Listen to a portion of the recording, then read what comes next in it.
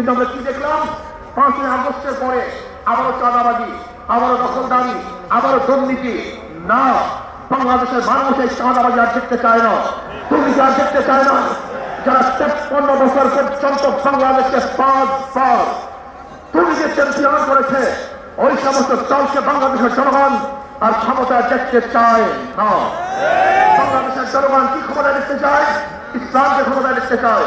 বাংলাদেশের জনগণ ইসলামী আদর্শের মানুষকে ক্ষমতায় দেখতে চায়। যারা খাঁটি ইসলাম, মদিনার ইসলাম নিয়ে সামনে অগ্রসর হবে, বাংলাদেশের মানুষ তাদেরকে গ্রহণ করবে। মদিনার ইসলামের বাহিরে কোন নব ইসলামকে বাংলাদেশের মানুষ গ্রহণ করবে না ইনশাআল্লাহ। আসুন, ইসলাম হুকুমাতের জন্য আমাদের সাধনা করতে হবে, চেষ্টা করতে হবে। আমাদের আন্দোলন এখন সমাপ্ত হয় নাই, আমাদের সংগ্রাম এখন শেষ হয় নাই, আমাদের যুদ্ধ এখন শেষ হয় নাই।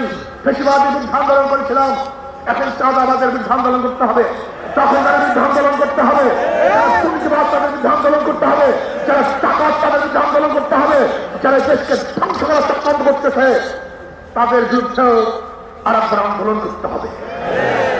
আজকে ভারত আমাদের দেশকে দখল করার চক্রান্ত করতেছে।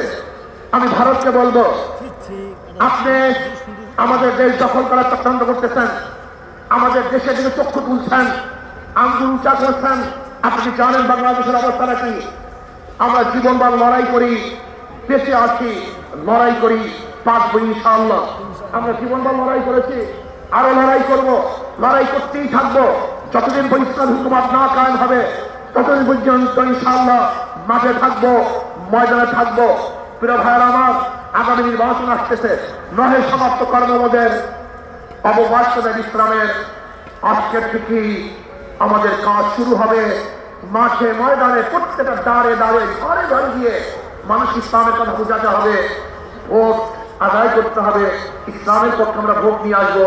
আল্লাহ আমাকে এবং আমাদের সবাইকে ইসলাম হুকুমত কায়েম করার চেষ্টা করার এবং সর্বোচ্চ ত্যাগ করার তৌফিক দান করেন। যুব কনভেনশন শুকরিয়া আদায় করছি, যারা আয়োজন করছেন সবাইকে ধন্যবাদ জ্ঞাপন করছি। আসসালামু আলাইকুম ওয়া রাহমাতুল্লাহি ওয়া বারাকাতুহু।